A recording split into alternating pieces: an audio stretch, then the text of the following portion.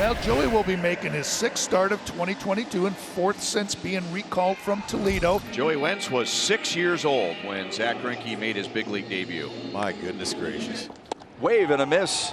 A good start to the night for Joey Wentz. Yeah, a couple, 3 cutters in a row, and each one looked to be a little bit further outside. And very uncomfortable looking swing right there, you can see. And now Salvi with 2 down. Salvi lost his 10-game hitting streak in the game on Sunday, but he had a walk. There's a line drive just inside the left field line and down into the corner. And Salvi jogs into second base with a 2-out double. Yeah, Barnhart wanted it out. He came in, missed right over the middle of the plate. Salvi didn't. Ground ball wide to first, diving stab by Torkelson, and a nice feed to Wentz. Boy, Detroit's defense sparkled on the road trip. It begins here when they come home as well. As they get ready to face Zach Greinke. Zach has faced the Tigers once, but that was way back in the middle of April. Riley Green leads off. Riley Green with a leadoff base hit. Got him reaching at a curveball. And Junior goes out to make the play in center field. 1 out. Castro hitting .271, 7 home runs, 44 driven in. Pass, Pasquantino. Massey's there and gets it to Greinke.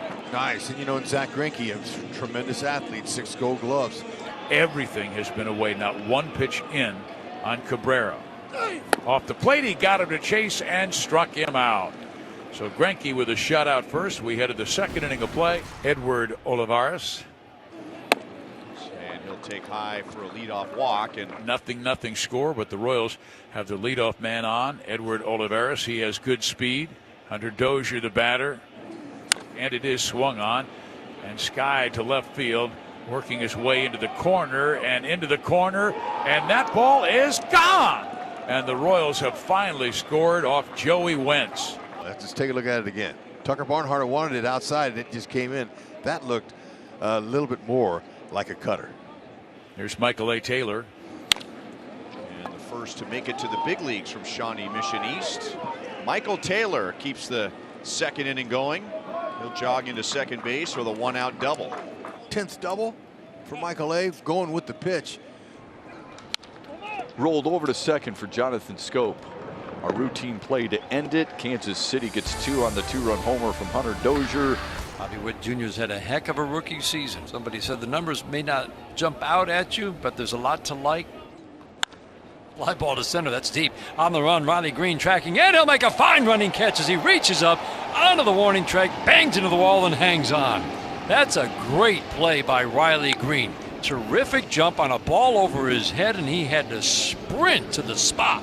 Tell you what, if you're Bobby Witt Jr. thinking, this got to be over his head, but he read it off the bat. He's so good in center field reading the ball off the bat, then making the catch look easy, which it is not. To bat, Edward drew a walk to start the second inning, and that walk turned into a run when the guy on deck right now, Hunter Dozier, homered to left.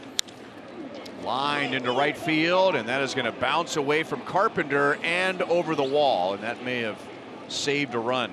Pasquantino was almost halfway, maybe a third of the way between second and third when the ball bounced over. Strike 3 called. He rings him up, and he leaves 2 in scoring position. And Joey Wentz certainly does not have the command that he showed September 9th when he only walked 1 6 2/3. By right-handed hitting Nate Eaton, who's playing in his 38th game already. Not all starts, but Nate has gotten a nice chance to show us what he can do ever since coming up. And Eaton hits a line drive to the gap in left center field. Baddoo went for the ball, and it's going to skip by him and go all the way to the wall. So Taylor scores, Eaton goes to third, and the Royals take a 3-0 lead in the 4th inning. That's sweet. That's a fastball middle. Big mistake. Wentz gave him a cookie. Didn't miss it, but like you said, didn't take the angle to stop it. Melendez with a line drive. Scopes got it, and they double up Nate Eaton.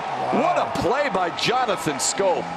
He spun. He didn't even know where third base was in vision, and yet he was able to throw a strike. Zach Greinke has pitched 6 scoreless innings. He has given up 3 singles and 1 walk. Ground ball to third. Eaton out at second. Massey has plenty of time, and that's the second ground ball double play for Zach tonight. And the 0-1 from Greinke.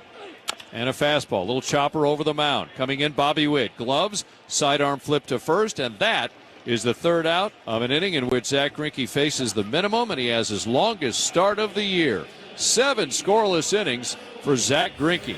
Zach Greinke's over there nice and happy, thinking about the good job that he did, and that leadoff hitter gets on. See if they can't get a couple more aboard and just make that dugout a little bit more nervous. Ground ball to third slowly. To second in time to get an aggressive sliding Spencer Torkelson. Wow. George Lombard quickly on the horn to see if they should challenge. Oh, they want to look at this. Yeah. After review, the call on the field is overturned. The runner is safe. Detroit keeps their challenge. How about that? Bunts it to third. Oh, that's a beauty. Not going to get him. Bases are loaded for the top of the order. And a heck of a play by Akil Baddoo. You might remember on July 2nd, he hit his first major league home run, and it was a walk-off home run to beat the Royals. Chopped to third. On the charge, they come home with it. No, they don't get him. It was short-hopped, and Torkelson beat it. Tigers are on the board, down 2, and the bases remain loaded. Again, that's what that speed can do. Eaton doesn't have much of a play, and just need a big 2-out hit here now from Harold Castro.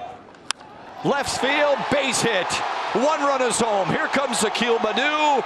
He will score. Harold Castro comes through big. A 2-out, 2-run single to tie it at 3. He finally got a breaking ball out over the plate, and that's what Harold Castro does so well. Just flips the bat head and shoots it into left field. Drives in those 2 runs to tie this game up. Well, one of the big reasons the Tigers were successful on the road in Baltimore and Chicago, they put a lot of pressure on the White Sox and the Orioles defense. They did it here in the 8th. They have tied it up. Kansas City will intentionally walk Javier Baez as well. They want the lefty-on-lefty matchup. This is interesting, isn't it? Considering Harold Castro is the reason we're in extra innings. The swinging line drive up the middle. Base hit! Tigers win! Kreidler crosses home plate and hit, and Harold does it again! Teammates pour out of the dugout. He's tackled by second base. Let the celebration begin. What a night for Harold Castro. Saves the game in the 8th. Saves the game in the top of the 10th with his defense and wins it in the bottom of the 10th. And his teammates can't catch him.